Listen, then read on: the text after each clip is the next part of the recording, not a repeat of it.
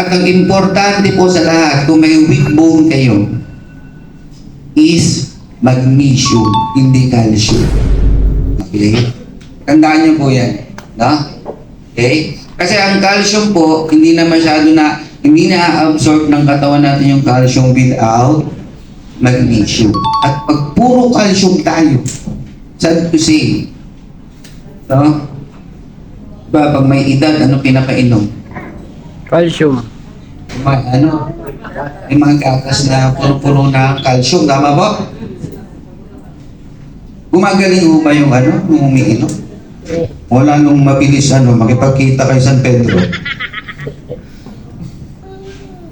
Kasi po, ang calcium without magnesium, it leads to calcification. Ibig sabihin ng calcification, yung ugat natin, tinutubuan ng buto.